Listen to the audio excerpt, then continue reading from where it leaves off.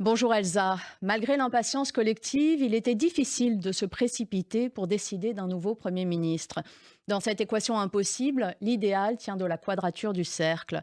Pour durer et ne pas braquer l'ensemble de l'arc républicain, il fallait un nom capable de tenir tête à la France insoumise, premier parti de gauche certes, mais aussi celui qui excite l'antisémitisme et bordélise la vie politique. Pour ne pas chuter à la première motion de censure, LFI voulant censurer tout gouvernement qui ne serait pas mené par Lucie Castetz, fin de citation, il fallait un chef d'équipe capable de réunir les bonnes volontés du PS et de LR, mais sans en venir complètement. Puisque Gabriel Attal l'a rappelé, ironique, ni LR ni le PS ne veulent l'un des leurs à Matignon. Olivier Faure, PS mais soumis, préfère une candidate choisie avec LFI. Le LR de Laurent Wauquiez, qui calcule l'après, refuse de prêter l'un des siens. Ne restaient que des personnalités capables de s'élever au-dessus de leur camp. Un Cazeneuve ou un Bertrand. À gauche, où l'on s'entend assez bien sur la route à prendre pour l'échec, ce fut haro sur Bernard Cazeneuve. Et si l'on se doutait du veto LFiste, l'indignation bruyante de Faure, le ciblant comme s'il était l'obligé du président, en rajouta. Confondant le PS avec une succursale insoumise, Faure a même menacé de lui bloquer la route. Nous censurerons toute forme de continuité avec le macronisme, a-t-il dit. Mais qui est ce nous fracturé?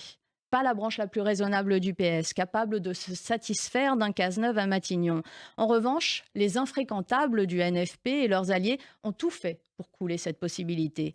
Et voilà comment ils ont participé, énervés perpétuels, à laisser de la place à un profil bien plus à droite, éloignant ainsi, encore une fois, la gauche de la réussite. Voilà, vous pourrez lire ce billet dans la revue Franc-Tireur en kiosque cette semaine, à peu de choses près, car il a fallu coller à l'actualité. Vous y lirez ce billet, mais aussi le franc-parler de Caroline Fourest, bien sûr. Ça s'appelle Fausse note à Deauville, où il est question du dégagisme abusif au nom de MeToo, et qui a vu le trompettiste Ibrahim Mahalouf écarté du jury du Festival du film américain qui se tient ce week-end à Deauville. La directrice, toute honte bue, a demandé aux musiciens de partir en toute discrétion. Et ce, bien que Mahalouf ait été relaxé en appel il y a 4 ans suite à l'accusation d'agression sexuelle d'une jeune fille dont l'enquête démontra les mensonges. Piège à Nyon, c'est notre une cette semaine et c'est la meilleure description de ce qu'est devenu Matignon. Comment être Premier ministre quand tout à la fois l'indigne France insoumise et l'extrême droitier Rassemblement national veut votre chute? Peu de certitudes à avancer, sauf sans doute les coups à venir sur le titulaire du poste à Matignon. Et puis Ségolène Royal dans Franc-Tireur cette semaine, un grand dossier même sur Ségolène Royal qui a occupé son été à constituer un gouvernement d'union républicaine car si je suis choisie, il va falloir faire assez vite, disait-elle. De quoi rire de cette éternelle candidate aux fonctions éminentes et se souvenir de ses faits d'armes. De Léna à Hanouna, Raphaël Enthoven nous conte cette perpétuelle disponible qui soutint Raoult et Poutine avant de finir chroniqueuse sur C8. Les otages israéliens abattus de sang-froid par le Hamas, dans Franc-Tireur également, Simone Rodan nous raconte ces 6 otages exécutés, la peine des familles qui a déchiré le cœur et l'âme de tous les humanistes du monde, et Israël dans la rue, déchiré en 2, dont une partie, sous l'impulsion des proches des otages toujours retenus à Gaza, reproche au Premier ministre Netanyahou de protéger sa coalition plutôt que de chercher un accord pour libérer les détenus du Hamas. Le portrait qui fâchera Robert Kennedy Jr. et ses acolytes, et sans doute tous les fans de Trump au passage.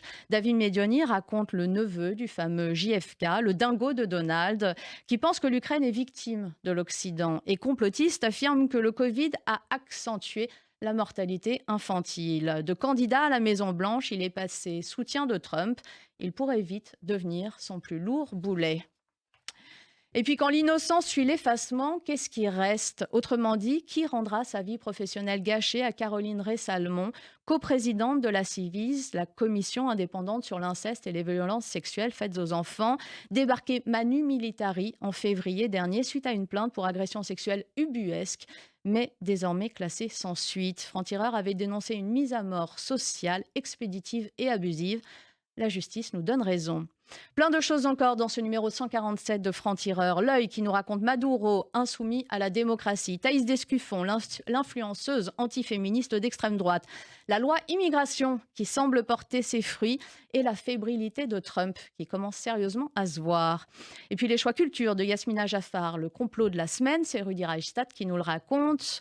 L'urgence du budget, la crise au PS. Le dernier mot de Christophe Barbier, c'est dangereux.